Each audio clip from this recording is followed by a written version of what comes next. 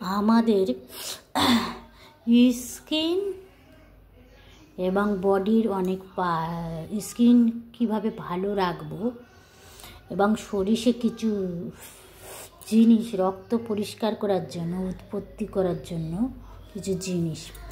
পেঁপে প্রচণ্ড লিভার ভালো রাখে, পায়খানা পরিষ্কার হয় এবং পেটের গণ্ডগোলটাকে কাটায়। পাকা পেঁপে, কাঁচা পেঁপে তো যাদের পেটে গ্যাস আছে প্রত্যেক দিন এভরিডে খাবার চেষ্টা করবে।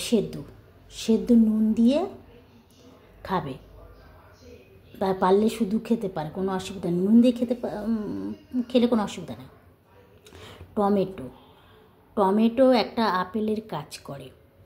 এর মধ্যে যেগুলো আছে, যাদের কিডনির সমস্যা আছে তারা দানাটা ফেলে খেতে পারে। যদি কারোর টমেটো ডাক্তার খেতে বারণ করে তারা খাবে না। লেবু, প্রত্যেক দিন লেবু খেলে অনেক রোগ নির্মূল করে।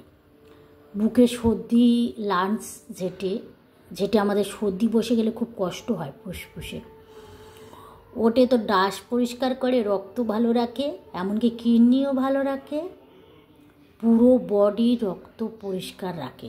শ্বাসকষ্ট কম হয়। শ্বাসকষ্ট শুধু চেস্টের জন্য হয় না, নানান রকম সমস্যার জন্য হয়।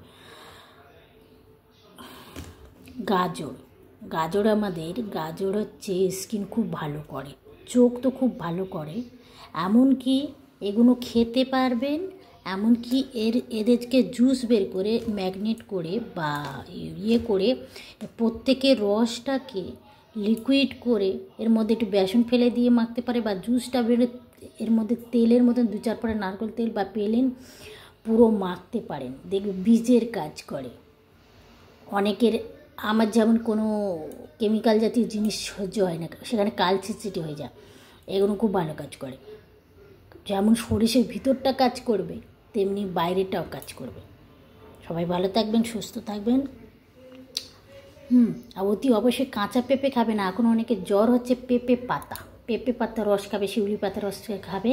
আর জবা ফুলকে 5-6 ঘন্টা ভিজিয়ে সেই জবা ফুলের পাতাটাকে ভিজিয়ে খাবে।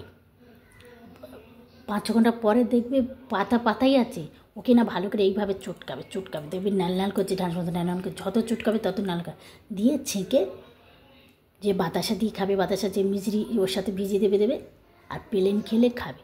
সবাই খেতে হবে। বাচ্চা, যাদের ঘরে বাচ্চা আছে 6 মাস, 2 বছর, 1.5 বছর, বাচ্চাদের খুব পেট গরম হয়, বিশেষ করে সিজার বা বেবি। তো তখন কী করবো, ওই বাচ্চাগুলো 2-4 চামচ দিয়ে দেবে, দেখবি পেট পরিষ্কার হচ্ছে। আমি খেয়েছি ওরা। আসলে আমি প্রচুর ওষুধ খাবো। আমার মেয়ে বলে, মা আমার পেটের প্রবলেম, এই পেটে খালি পটি হয়ে যাচ্ছে। আমি বলি, পেটে ময়লা জমিয়ে আছে বলেই হচ্ছে। পটি কখনই হয়, যখন আমাদের পেটে অনেক ময়লা জমিয়ে থাকে তখন তো পটিটা বেরোয়। ময়লা না থাকলে তার পটিটা হবে না। তা ভীষণ ভালো থাকবেন, সুস্থ থাকবেন।